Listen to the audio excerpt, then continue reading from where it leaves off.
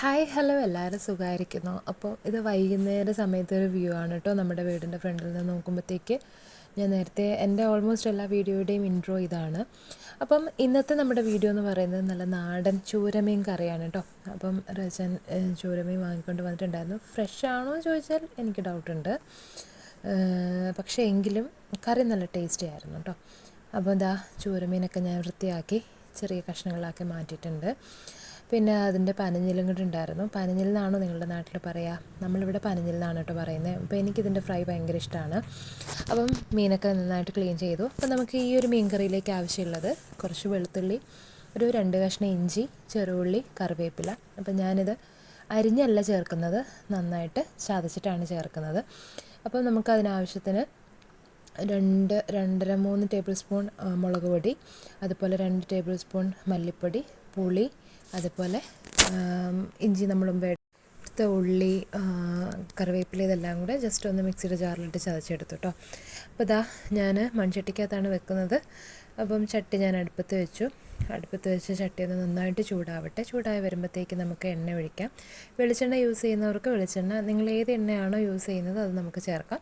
ഞാനിവിടെ സൺഫ്ലവർ ഓയിലാണ് കേട്ടോ നമ്മൾ യൂസ് ചെയ്യുന്നത്. വർഷങ്ങളായിട്ട് അത് തന്നെയാണ് യൂസ് ചെയ്യുന്നത്.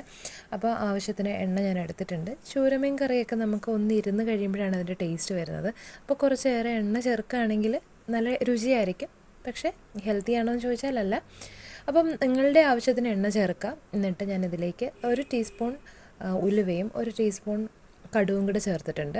അപ്പം കടുകും ഉലുവയൊക്കെ നന്നായിട്ടൊന്ന് പൊട്ടി വരട്ടെ. പൊട്ടി വരുമ്പോഴത്തേക്ക് നമ്മളിവിടെ ചതച്ച് വെച്ചിരിക്കുന്ന ഉള്ളി, ഇഞ്ചി, കറിവേപ്പില, വെളുത്തുള്ളി, ഇത്രയും കാര്യങ്ങളും കൂടെ നമുക്ക് എണ്ണയിലേക്കിട്ട് നന്നായിട്ടൊന്ന് മൂപ്പിച്ചെടുക്കാം. കരിഞ്ഞു പോവരുത്.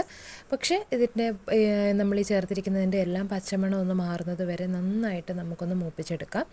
പ്രത്യേകം ശ്രദ്ധിക്കണം, മൺചട്ടി ആയതുകൊണ്ട് തന്നെ ചട്ടി ചൂടായതിന് ശേഷം പിന്നെ കംപ്ലീറ്റ്ലി നമ്മൾ തീ കുറച്ചിട്ട് വേണം വെക്കാനായിട്ട്. അപ്പം നമുക്ക് നന്നായിട്ടൊന്ന് മിക്സ് ചെയ്ത് കൊടുക്കാം. ഇതാ ഇപ്പോൾ ഒന്ന് അത്യാവശ്യം മുരിഞ്ഞ് വന്നിട്ടുണ്ട്. അപ്പോഴത്തേക്ക് നമുക്ക് നമ്മൾ എടുത്ത് വെച്ചിരിക്കുന്ന പൊടികൾ ചേർക്കാം. ഞാനിവിടെ 2 ടേബിൾ സ്പൂൺ മല്ലിപ്പൊടിയും 3 ടേബിൾ സ്പൂൺ മുളക് പൊടിയാണ് എടുത്തിരിക്കുന്നത്. എന്നിട്ട് നമുക്ക് ഈ ഒരു ചട്ടിയിലേക്ക് നമുക്ക് ചേർത്ത് കൊടുക്കാം. ഉലുവപ്പൊടി ഉണ്ടെങ്കിൽ കുറച്ചെടുക്കുന്നത് നന്നായിരിക്കും. എൻ്റെ കയ്യിൽ ഉലുവപ്പൊടി ഉണ്ടായിരുന്നില്ല, അതുകൊണ്ടാണ് ഞാൻ ആദ്യം ഉലുവ ചേർത്തത്. അപ്പോൾ അത് നന്നായിട്ട് നമുക്ക് ഈ പൊടികളുടെ പച്ചമണം മാറുന്നത് വരെ നന്നായിട്ടൊന്ന് ഇളക്കി കൊടുക്കാം.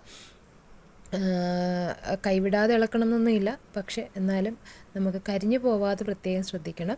നന്നായിട്ടൊന്ന് മിക്സ് ചെയ്ത് കൊടുക്കാം. അതിനുശേഷം പൊടികളുടെ പച്ചമണം മാറുമ്പോഴത്തേക്ക് ഞാനൊരു 3 കഷ്ണം കുടംപുളി നന്നായിട്ട് വെള്ളത്തിനകത്ത് കഴുകി കുറച്ച് വെള്ളത്തിൽ കുതിർത്ത് വെച്ചിട്ടുണ്ടായിരുന്നു. ആ വെള്ളത്തോടെ തന്നെ ഈ ഒരു നമ്മൾ ചേർത്ത പൊടികളുടെ കൂട്ടത്തിലേക്ക് ചേർക്കുന്നുണ്ട്.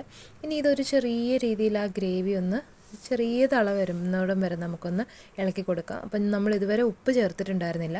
അപ്പോൾ ആവശ്യത്തിന് ഉപ്പും കൂടെ ഞാനിവിടെ ചേർക്കുന്നുണ്ട്. ഉപ്പ് ചേർത്ത് കഴിഞ്ഞിട്ട് ഒന്നുകൂടെ നമുക്കൊന്ന് മിക്സ് ചെയ്ത് കൊടുക്കാം. അപ്പം തിക്കായിട്ടുള്ള ഗ്രേവിയാണ് എൻ്റെ ഒരു ഉദ്ദേശം. അതായത് നമുക്ക് കറി കിട്ടിക്കഴിയുമ്പോൾ, കറി വെച്ച് കഴിയുമ്പോൾ നല്ല കട്ടിക്കിരിക്കണം, കുറുകിയിരിക്കണം ചാറ് എന്നുള്ളൊരു പ്ലാനിലാണ് ഞാൻ ഉണ്ടാക്കുന്നത് കേട്ടോ. അപ്പം നിങ്ങൾക്ക് അങ്ങനെ വേണ്ടാന്നുണ്ടെങ്കിൽ ചേർക്കുന്ന വെള്ളത്തിൻ്റെ അളവ് കൂട്ടാം. അപ്പോൾ ഇതാ നമ്മുടെ ഗ്രേവിയൊക്കെ നന്നായിട്ട് കുറുകി അതുപോലെ തന്നെ തള വന്നിട്ടുണ്ട്. അപ്പോഴത്തേക്ക് ഞാൻ ഇവിടെ ഒരു 1.5 ഗ്ലാസ് വെള്ളം ഞാനിപ്പോൾ ചേർത്തു. മീൻ ചേർത്തതിന് ശേഷം 1/2 ഗ്ലാസും കൂടെ ചേർത്തു. ആകെ 2 ഗ്ലാസ് വെള്ളം ചേർത്തിട്ടുണ്ട്. അപ്പോൾ 1.5 ഗ്ലാസ് വെള്ളം ചേർത്തു. നന്നായിട്ട് ഇനി അത് ഗ്രേവിയൊക്കെ ആയിട്ടൊന്ന് മിക്സായിട്ട് നന്നായിട്ടൊന്ന് ചെറിയ രീതിയിൽ തിളയ്ക്കാൻ തുടങ്ങുമ്പോഴത്തേക്ക് നമുക്ക് മീൻ കഷ്ണങ്ങൾ ഇതിലേക്ക് ചേർക്കാം. അപ്പം നന്നായിട്ട് മീൻ കഴുകി എടുത്ത് വെച്ചിരുന്ന മീൻ കഷ്ണങ്ങളാണ്. അപ്പോൾ മീൻ കഷ്ണം ഞാനിതിലേക്ക് ഓരോന്നും ചേർത്തുകൊണ്ടിരിക്കുകയാണ്. ചൂരമീൻ വെക്കുന്നത് മാത്രമാണ് ഇങ്ങനെയെന്ന് ചിന്തിക്കേണ്ട. ഏത് മീനാണെങ്കിലും ഇങ്ങനെ വെച്ചാൽ നല്ല ടേസ്റ്റാണ്. പൊതുവേ എല്ലാവരും വെക്കുന്ന രീതിയാണ് കേട്ടോ ഇത്. ജസ്റ്റ് ഞാനൊന്ന് ഇത് കോട്ടയം സ്റ്റൈൽ മീൻകറി, മുളകിട്ട മീൻകറി എന്നൊക്കെ അറിയപ്പെടും. എന്നാലും ഞാൻ ജസ്റ്റ് നിങ്ങൾക്കൊന്ന് ഞാൻ മീൻ കറി എങ്ങനെ വെക്കുന്നതെന്നൊന്ന് വീഡിയോ എടുത്ത് കാണിച്ചു എന്നേ ഉള്ളൂ കേട്ടോ. അപ്പോൾ ഇതാ മീൻ കഷ്ണങ്ങളെല്ലാം ചേർത്തു. എന്നിട്ട് ഞാൻ ലേശം വെള്ളവും കൂടെ ചേർത്തിട്ടുണ്ട്. അപ്പം മീനിനകത്തുനിന്നും വെള്ളം ഇറങ്ങും. അപ്പോൾ നമുക്ക് നന്നായിട്ടൊന്ന് മൂടി വെച്ച് നന്നായിട്ടൊന്ന് തിളയ്ക്കട്ടെ. അപ്പോൾ ഇതാ നന്നായിട്ട് തിളച്ച് വന്നിട്ടുണ്ട്. ഇതൊന്ന് കുറുകണം. അപ്പം നിങ്ങൾ എന്താണെങ്കിലും മീൻ മേടിക്കുമ്പം ഈ ഒരു സ്റ്റൈലിൽ മീൻ കറി ഒന്ന് വെച്ച് നോക്കണം കേട്ടോ. അപ്പോൾ വീഡിയോ ഇഷ്ടമായാൽ ലൈക്ക് ചെയ്യുക, സബ്സ്ക്രൈബ് ചെയ്യുക, അതുപോലെ തന്നെ നിങ്ങളുടെ ഫ്രണ്ട്സിനും ഷെയർ ചെയ്യുക. അപ്പോൾ thank you, bye bye. Next വീഡിയോയിൽ കാണാം കേട്ടോ.